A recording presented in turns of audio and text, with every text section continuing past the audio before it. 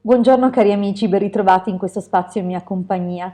Continuiamo con la lettura di Fra Batto il Mago, siamo arrivati a metà del capitolo 3, ma prima di addentrarci e di proseguire appunto con questa lettura vi invito, se ancora non l'avete fatto, a iscrivervi al canale del Marietto Veneziano. Se ancora non l'avete fatto, iscrivetevi anche al mio canale e raggiungeteci sui nostri social, sui gruppi Facebook e sul gruppo Telegram dove troverete appunto il link in descrizione. Bene, continuiamo dunque questa lettura e vediamo un po' come prosegue questa storia avvincente. Poiché Frabato era una persona famosa, la sua immagine era pubblicata di tanto in tanto dai giornali ed era stato facile per la loggia FOGC ottenere una fotografia per i loro propositi.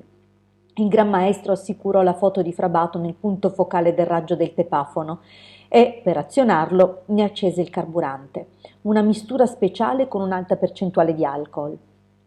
Allo stesso tempo gli altri fratelli formarono un cerchio magico attorno all'apparecchio per iniziare la lotta telepatica condensando l'elemento fuoco sul piano fisico. I maghi neri usualmente ricorrevano a questo metodo di annichilazione nei casi in cui la vittima possedeva grandi abilità occulte. Il tepafono era anche usato frequentemente per le esecuzioni all'interno della loggia. Fino ad ora il macchinario non aveva mai fallito. Alle vittime del tepafono era sempre stato diagnosticato il decesso per colpo apoplettico. Frabato era ancora dal suo amico e la loro conversazione continuava animatamente. Entrambi erano così assorbiti nella loro discussione che all'inizio essi non si accorsero dell'attacco sferrato dalla loggia FOGC. Solo quando Frabato cominciò a sentire di stare sudando abbondantemente si accorse delle condizioni straordinarie attorno a lui. Cominciò a camminare agitatamente su e giù per la stanza, cercando la causa di questo calore inusuale. Egli non aveva mai esperito nulla di simile prima. La temperatura della stanza iniziò ad aumentare, influendo anche sul suo amico. Frabato si accertò rapidamente se la causa del calore non fosse nel suo corpo fisico.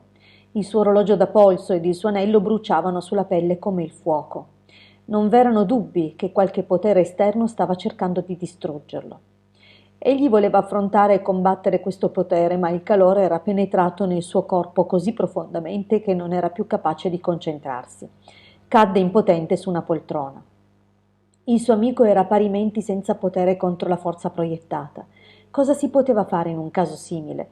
Cercare un aiuto medico non avrebbe avuto senso. Cosa avrebbero potuto fare i dottori contro un attacco magico? Il sangue stava quasi bollendo nelle vene di Frabato e sebbene cercasse di resistere, non poteva efficacemente influenzare il suo corpo con lo spirito. Disperato, Frabato invocò Dio per aiuto ed ispirazione. Egli era convinto che se non fosse stato destinato a terminare la sua incarnazione proprio in quest'ora, avrebbe ottenuto l'aiuto di cui abbisognava. L'amico di Frabato cercò di magnetizzarlo, ma dovette ritirarsi perché il calore estremo della stanza era diventato quasi insopportabile. Improvvisamente Frabato sentì una voce dentro di lui dire «Devia il fuoco con l'acqua». Egli aprì le labbra e sussurrò «Acqua, tanta acqua». Il suo amico corse fuori dalla stanza, prese un secchio e lo riempì d'acqua. Tornò velocemente da Frabato che apaticamente vi fece immergere la sua mano sinistra. Istantaneamente si sentì sollevato e dopo pochi minuti la chiarezza e il potere dei suoi pensieri furono ristorati. Poiché l'acqua stava diventando sempre più calda, l'amico dovette prendere un altro secchio. Il calore fu così condotto nell'acqua per lungo tempo perché l'attacco della loggia continuava senza tregua. Ma poiché le vibrazioni distruttive ora passavano attraverso il suo corpo senza effetto, Frabato si sentì presto forte abbastanza per impiegare la chiaroveggenza. Spiritualmente seguì a ritroso i raggi distruttivi e scoprì che avevano origine nella loggia FOGC. Vi pentirete di avermi attaccato in questo modo, pensò. Per quanto mi sarà permesso dalle leggi spirituali, mi impegnerò a sconfiggere tutti i vostri piani futuri. Poiché il tepafono continuava ad inviare le sue vibrazioni, Frabato continuò a deviarle nell'acqua. Tramite la chiaroveggenza osservò senza interruzione la riunione della loggia finché dopo un'altra ora essi ruppero il cerchio magico, rimossero la sua foto dal punto focale e spensero la fiamma. Egli osservò poi come il segretario richiudesse l'arma nella stanza degli attrezzi. In seguito i confratelli parlarono tra loro per un po', esprimendo la loro soddisfazione sul fatto che Fra Bato non sarebbe più stato capace di danneggiarli. Stavano già pregustando le notizie dei giornali dell'indomani che informavano il pubblico dell'improvvisa morte del famoso mago e dell'annullamento delle sue esibizioni. Fu organizzato un altro incontro per la sera successiva per celebrare la vittoria sul loro odiato nemico. Quindi la sinistra fratellanza si congedò per quel giorno. In quel momento Fra Bato terminò la sua osservazione. Poiché non aveva amicizie nel suo hotel, accettò l'invito dell'amico a restare per la notte. Prima di ritirarsi, comunque, egli chiese un lungo filo di rame o di ferro ed un coltello da cucina affilato. Il suo amico soddisfò la strana richiesta di Fra Bato.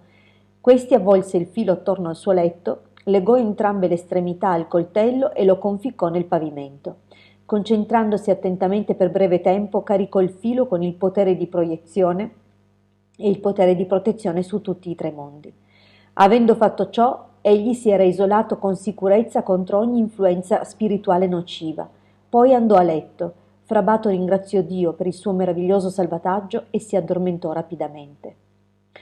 Qui conclude il terzo capitolo. Come vedremo, proseguirà sicuramente spiegandoci molte altre cose. Comunque abbiamo visto che sono già chiari alcuni metodi di attacco occulto e come probabilmente negli anni abbiamo sentito di molte morti improvvise e dovremmo chiederci se è sempre opera della natura o di una cattiva alimentazione o conduzione di vita. Per quanto riguarda noi continueremo col capitolo 4 domani.